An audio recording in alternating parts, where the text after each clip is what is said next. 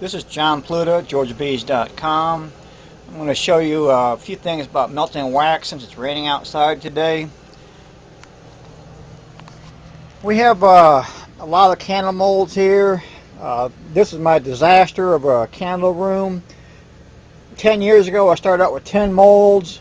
Now I have 110 in the same spot basically. We have candles and wax just everywhere. One of the first things for a hobbyist is how to melt the wax. I really prefer not to use an open flame. My preferred method is a microwave. What I use are the Pyrex glass containers. You can pick these up at Walmart for $3. These are the large size ones. We have various sizes of wax. Those blocks there I'll show you. We have a steam bath. We're going to melt some in just a minute. A lot of people always want to know how to break the wax up. These are thin blocks or thick blocks. What I do is just any kind of a hammer, and they will just shatter into little pieces. We then load up the Pyrex glass with however many we want. To speed things up, this is an old microwave I've had for 20 years, and we just put it in here, and basically just set it on 12 minutes. Each one's going to vary a little bit. Then we have a container of hot wax. The reason I like these Pyrex glasses also is they have an automatic pouring spout on them. I'm going to go over here and pour just a quick little candles.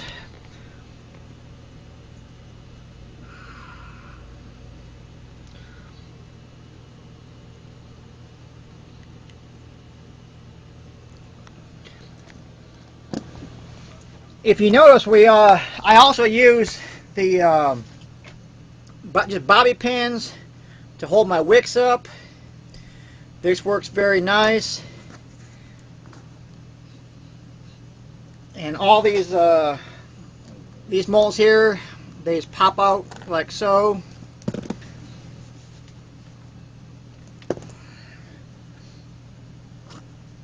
Mostly just trying to keep everything level.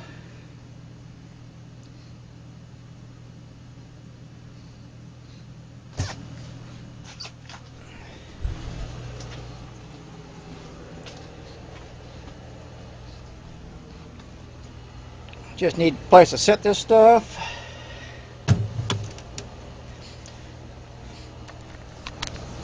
Another problem people have is re-wicking new molds. This is a taper that I'm going to have pulled out. I'm going to fill this up. This is just all we do. Another trick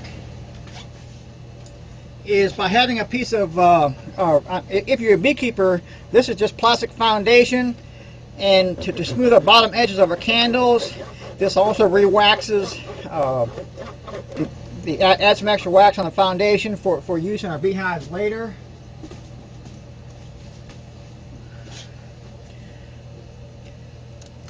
The same bobby pin. Now, on wicking a mold, a lot of people go through all kind of problems.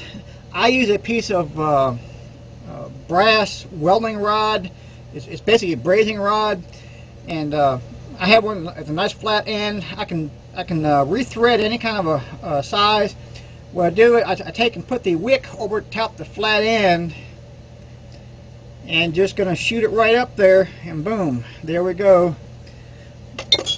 And just pull the other piece through. I always keep an eye out for dollar stores. I use rubber bands on my molds.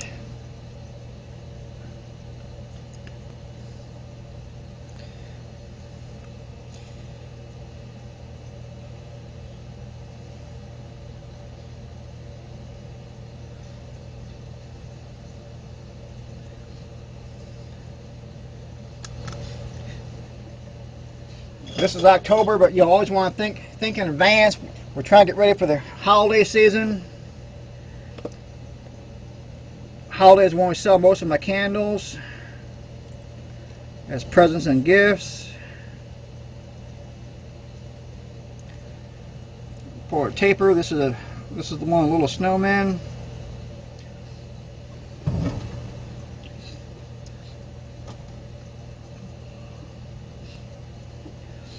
Alright. And basically we have just literally over 100 different type of candle molds for the beeswax, from angels to trains. We have bottles.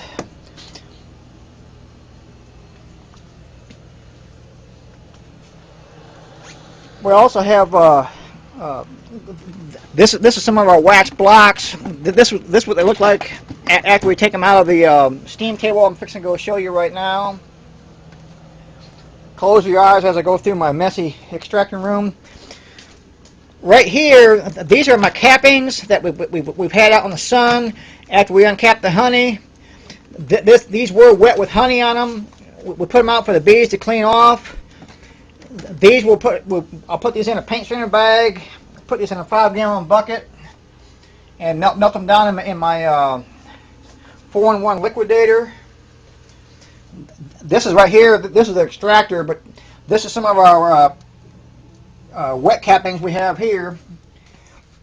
This is the next room that we. This is where we have a large market for the small little 1-ounce blocks. Basically for ladies' cosmetics. We have several customers that buy these little 1-ounce blocks. Also these 4-pound blocks. We ship these through the mail on the website georgebees.com. We basically have 4 of these blocks. I believe it's $96 post-paid, including shipping. This is my restaurant steam table. This is another thing that works out real well for melting the big blocks of hot wax.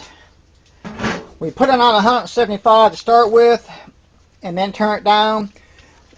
Once the wax is hot, we like to let it settle a little bit. That way, all our crud goes to the bottom. This has about. This is one of the 8-inch deep pans. We have about 4 inches of wax, and then we have about an inch and a half of hot water in the bottom. This is a release when we try to get rid of our wax when we're done. We can also scrape the crud off the bottom. I'm going to pour. These are 1-pound blocks. We sell a lot of these through the internet. These are 1-pound blocks. This is one of the molds I use. To get this right here, I use a super high-tech pouring device, a yogurt cup. It basically takes 2.5 little scoops.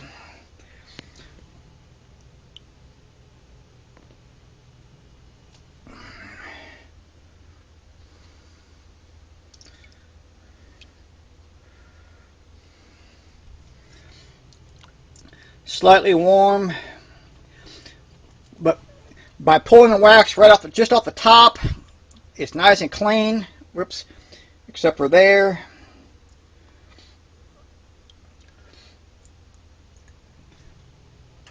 There's another 1-pound block. We have them for $6 here, picked up, or $11 including shipping through the mail.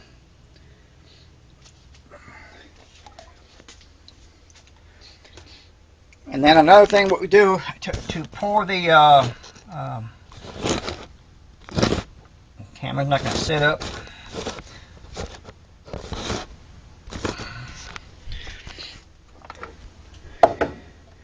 Oh. Another little trick we use is just a quick little spray of any kind of cooking oil and just an old brush. This is just a quick mold release, and then just a matter of filling our mold. This is going to be a 4-pound block.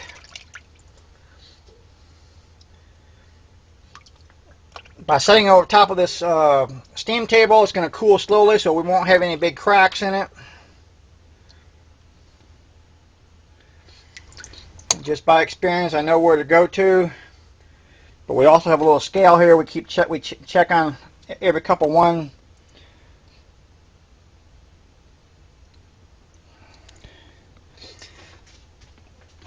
That's a few ideas for you.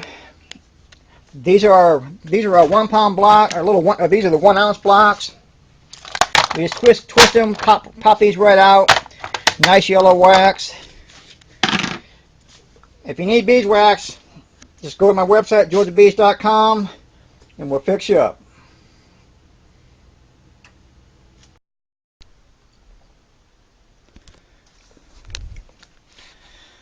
This is John Plata of GeorgiaBees.com in Millersville, Georgia. This is an add-up follow-on video to a previous piece I did on rewaxing plastic foundation frames. Some questions came to me that I just assumed people would know. On my hot water bath, I keep the water up to about near the top of my bucket. That allows me more heat to keep the wax melted on a more uniform basis all day long as I'm working. In the bottom of the bucket, I also keep about between 2 and 3 inches of water. The wax will flow on top of the water, and a lot of your crud that goes to the bottom will stay in the water. That also helps for later in the day when I'm done. I dump my hot wax and water into my cooling bucket for reuse later. All your crud and water stays on the bottom and the wax stays on top. You'll have approximately 4 to 5 inches of wax. That also makes it easier to break to re-wax later on. Also, for a sharp viewer that asked about my syrup melting tank, this is a heat strap on the bottom that I can use to heat up. Also, the hive in the window are 3 5-frame nukes that I had used, that I have the sides cut off with pieces of plexiglass. And this is in the window of my honey house where I can see what's going on throughout the day. On top is also the way I feed. This is a top feeder that I feed from the outside. I'll do a video on that some other day.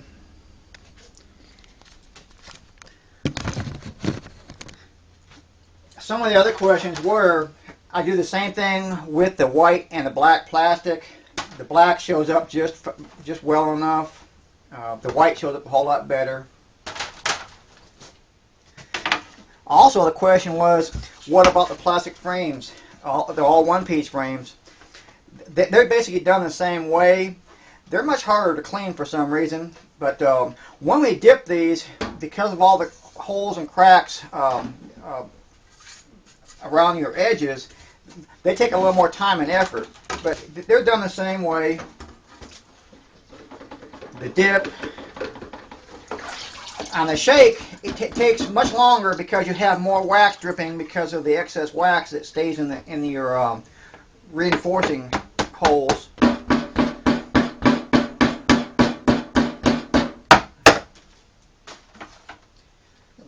They cool just as fast. They're just warm.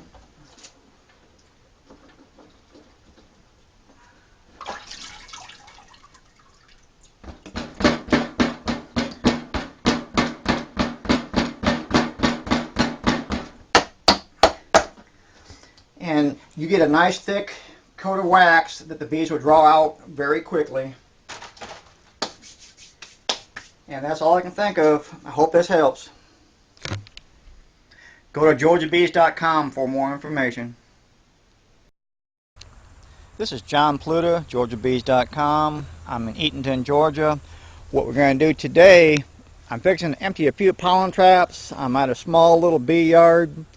What I was going to do is show you how pollen varies in color and the amount per hive. I did a quick little spot check first, and I noticed that one hive, one trap is extremely low. That normally means there's problems with hives. What I'm going to do is just go ahead and, well, first of all, what we do is we have pollen traps on the bottoms of the hives. They have to be nice, big, strong hives. They have to be at least 2 brood chambers high. And this is a fall. The goldenrod, it has pretty much played out, but we do have other various fall weeds and flowers blooming, asters and other things. Just looking at the front of this hive right here, I can see pollen coming in on the back of legs already, so I know the traps are working well.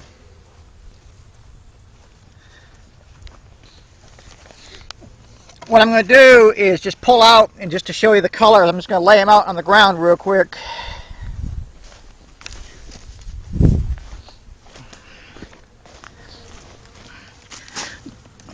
Also, just what I just saw right there will show you what. One of the other things, when you trap pollen, you find out whether you have hive beetle problems real quick.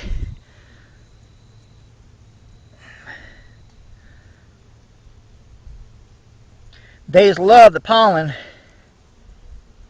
So normally what I do, I just smash them real fast and get them out of there.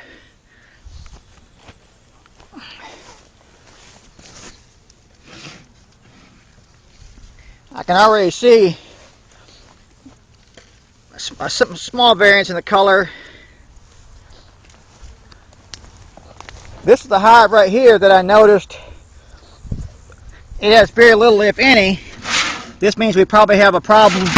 Or another thing that you know, if you have a low collection, that means you, what I call a leaker. That means you have a hole in one of the hives somewhere. What we do quite often is anytime we find holes, good old duct tape.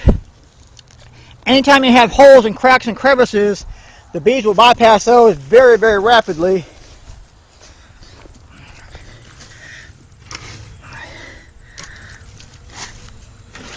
These are some kind of nasty hives right here, so I'm going to try and stay away from those ones. One more. This is one I just put on. It's only a 2-story hive, but as you can see, it's doing fairly well. It's a pretty good, strong hive. When the bees fly out, a lot of times, it all depends whether they're going to fly east, north, south, or west, what they're going to get. This hive right here, they were getting a lot of black. A lot of that's grass pollen. This one here is predominantly white. But prior to drying, we just mix and blend them all together. Now, I was just doing this to show you how much variance there can be per hive.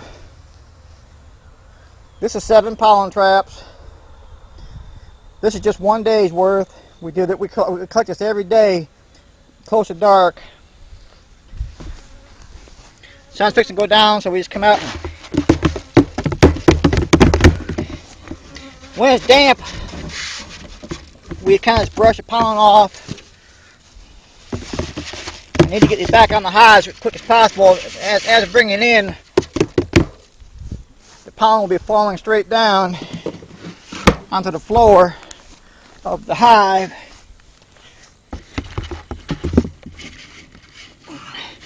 This is very damp right here on this particular batch. Sorry for the bounce around on the video.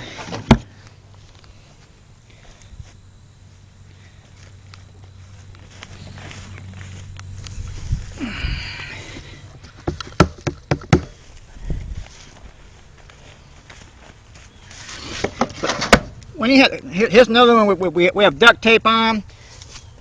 All these traps here, we also you can also see in the wintertime, we're getting close to fall. This is propolis where they're starting to seal the hives up. And almost all my hives right now, we have propolis traps on them. Getting off my subject here, but just showing that real quick. All these hives here, these are propolis traps we have on with the bottom boards reversed. This allows air to get in there and pisses the bees off where they sealed up with propolis. We'll have to do a video for this on you someday.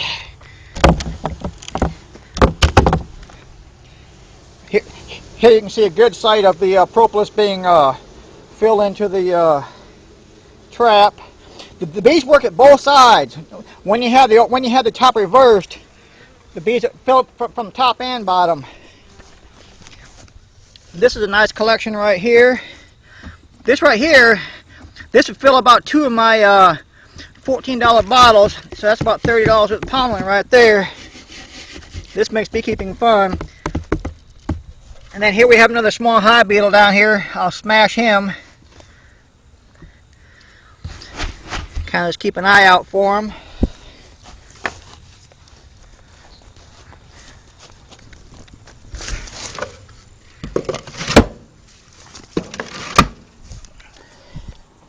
Got 2 more to go.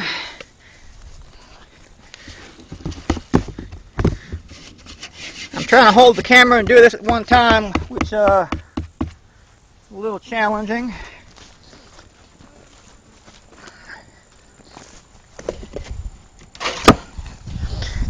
This little particular bee yard is next to a little hay field with hardwood forest around it. Here in Georgia, that's where we get most of our pollen from, are trees this time of year. Well, actually, I take that back. It's mostly grasses and weeds. All right. This is my collection for the day. We have about 1.5 gallons of pollen right here, which we were going to take it back and we spread it out. We always get a few ants in there. Ants love the protein pollen. Miscellaneous bugs and varmints we'll get out of there. I see very few hive beetles, which is very promising. Collecting pollen is basically a full-time job. If you don't collect it every day and you have some rains and high humidity, you're going to have one big caked up mess in the bottom of these traps. But by having the traps, it will allow you to judge the health from the outside. And then right here, I always take a look. I'm seeing some bees bypassing the trap right here. Actually, I just saw a pollen, bee with pollen right there. So since we have a second left, but I can't find my darn hive tool. When you're trapping pollen, you have to make sure all the hives are bee tight. I'm going to close this up as good as I can. Probably get the crap stung out of me here, but that's a little example of how we trap pollen. It's a good collection. We'll make good money off it. It's mostly just getting a market for it. Trap a little pollen's high in protein. Georgia Bees, John Plata, GeorgiaBees.com. This is John Plata, GeorgiaBees.com. Today I'm going to talk about propolis, how to get out of the traps. I was in South Georgia the last couple of days, and people always asking me how much propolis do I get out of a trap. I really don't remember too much, so we're going to find out together here.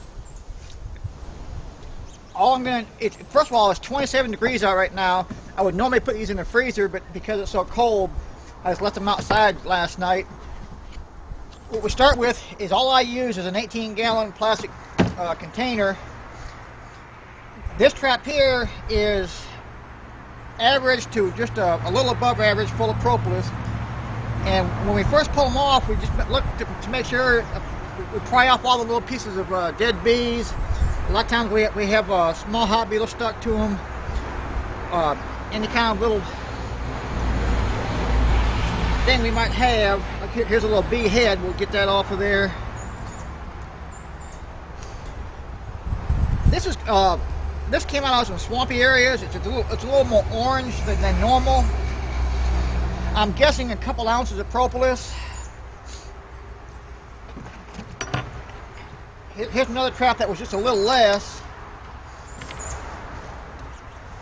And on these same traps, just under, well, there's a small hive beetle, dead one. Just under the traps, these traps were on approximately 3 or 4 months. These were the scrapings off of the top bars. There's a few little dead bees in here. I'll be cleaning this up here later. What I use to package the propolis, we sell it for $5.50 an ounce, which is around $88 a pound, which is a nice little profit. But I use those sandwich bags. Well, actually, they're not sandwich bags; they're snack bags. And I was just curious here on this scrapings propolis. When propolis is cold, it's just like an ice cube. It's very, very brittle. When it's warm, it's just like road tar. I'm just really curious here on how much weight we're going to have. That's about 3.5 ounces. So that's about $17, $18 worth of propolis right here. That I'm going to clean up in a little bit. But my main goal is to find out how much propolis comes out of this one trap right here. And we're starting with an empty bucket. And because it's really cold, I'm going to just very gently, first of all, scrape off all this big amounts of propolis. That makes it easy. And then all I'm doing, I'm using a hive tool and just by hitting it and beating it a little bit, we've already gotten a good little amount.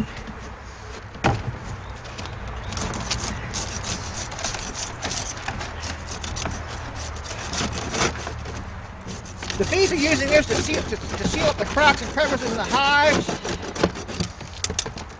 When I first started using a propolis trap many years ago, it's taken a long time to build up a customer basis for this. It doesn't happen. It takes a good while. But my theory was, when the bees are going to bring propolis back to the hive anyway, by putting the trap on the top of the hive, they would put more of the propolis in the trap instead of putting it on my frames. And just a quick refresher to change course again is, when I put the propolis on the top of a hive, instead of using a top or conventional top, I use a bottom board just reversed. It goes on like so. The bees will actually fill a propolis trap from both sides. This also makes a top ventilation entrance on the hive.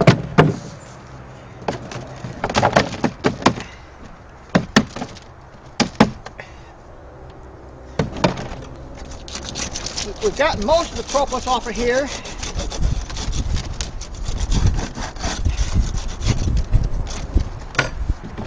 Now it's just a matter of gently twisting and bending them just like an ice cube tray. And I use a hive tool on the back of the hive tool, just doing some light hitting. By having a deep container like this here, all your propolis, you catch most of it, but I'm doing it outside. When we do it inside, we do have a little bit of a mess. It will kind of fly around. One of the things on the traps is you normally don't get it all out.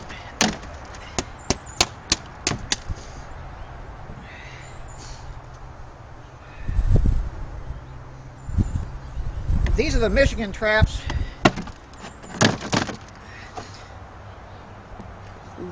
Sometimes during the year, when we're really low on propolis and we have a lot of orders for it, we'll go through and on these big things with a hive tool, get the big chunks out. You can actually when I have stacks of between 30 and 40, 50 propolis traps, I'll go back and reharvest and come up with 3, 4, 5, 6 ounces by just redoing it. But most of that ends up being a powder, which actually dissolves quicker and better. And we actually have an option on the Georgia Bees website of having the powder or the chunks. That was a pretty substantial harvest right there. Got most of it. Now we'll find out the real truth.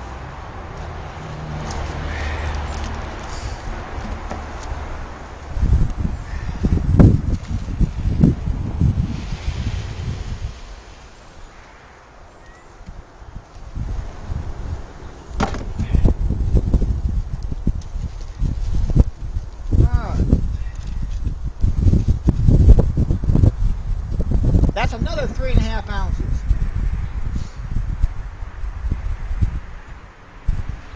So about $17 retail value on this bag of propolis at $5.50 an ounce is what we retail. The trap runs around $7.50, so this is a pretty good return. And this is not heavy or sticky. It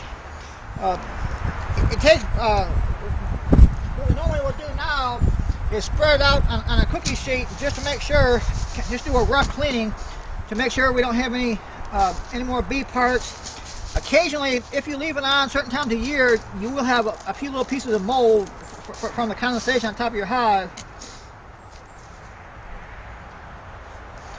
That looks pretty good.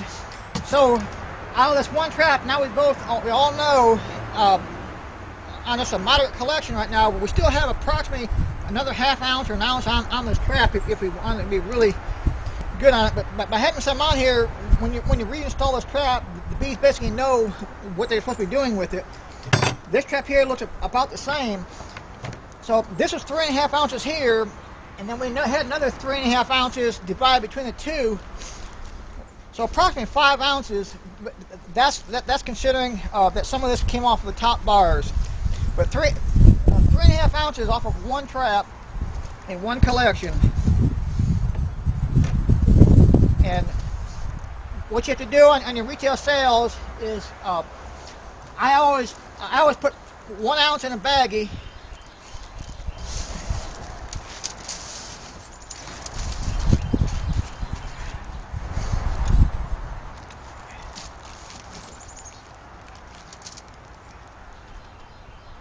There's an ounce right there. I make up my own little labels on my computer.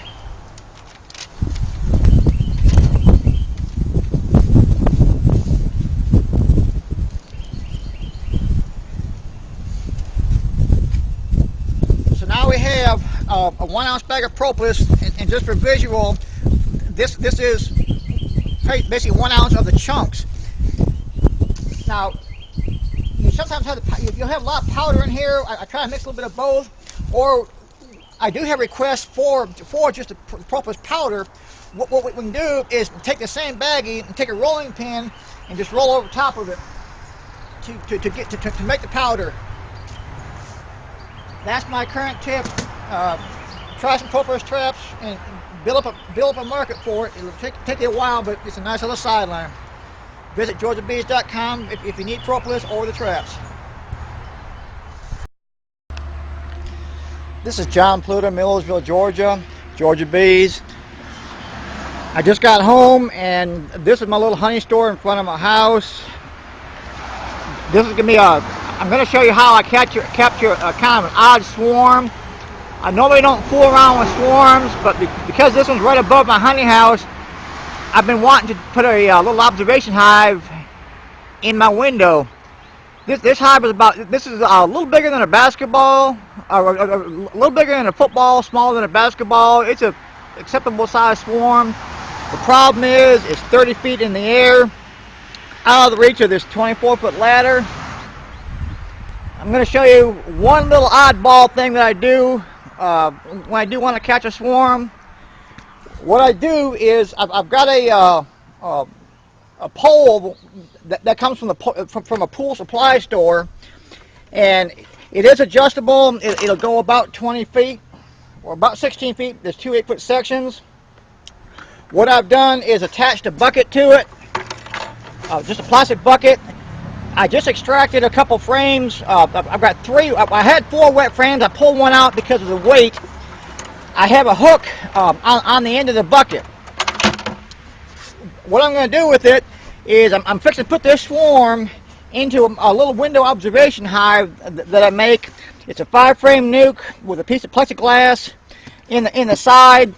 I put one of the wet frames back in the box because I don't want to have too much weight hanging up there. And I'm going to put it in my honey house window when I get done. For those of you who haven't seen the honey house or the honey store, just real quick, we just have all kinds of honey and beeswax candles inside. And what I'm going to do is put the observation hive in the window where the jars are right now.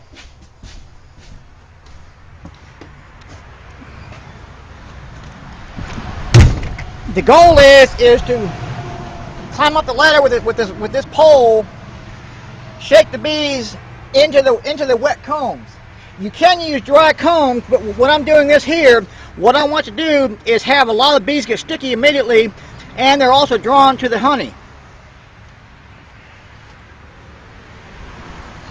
Then what I'll do is this heavy metal hook just a piece of heavy gauge metal that's bent over. I'm gonna hook that on to the branch right where the swarm's at, and just leave it hanging there with the pole. Let the bees congregate there until later in their day, and then bring it down later. And another thing for safety, what I've done is, this is a 24-foot ladder, and I back my truck up against it just so that it won't kick out. It won't kick out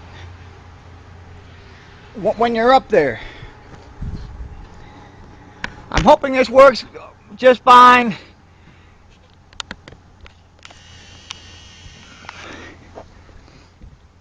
I finally got me a tripod.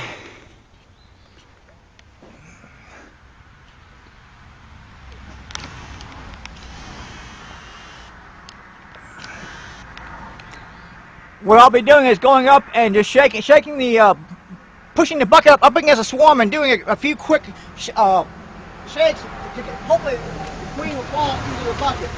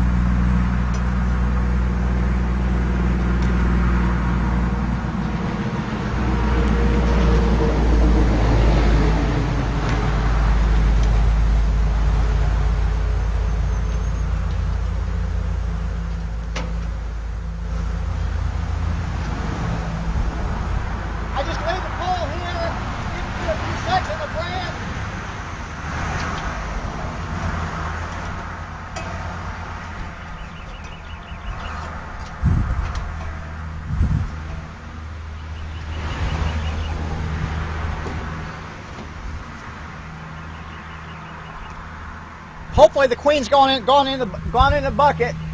If not, I'll just go back and shake the branch occasionally throughout the day. When the bees basically calm down, they'll be in a bucket later in the day, and just I'll bring the bucket down. The bucket's hanging with the hook. The wet combs help us in attracting it, but also a lot of the bees get sticky immediately where they can't fly off.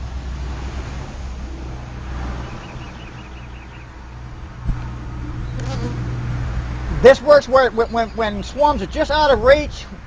No swarm is worth risking your life for going up. You don't want to be shooting them out of trees like some people say they do with rifles and shotguns.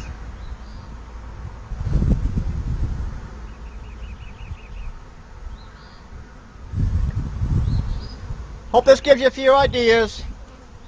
I hope to have this swarm in my honey store window by the weekend. Good luck to you. John Plata, Millersville, Georgia.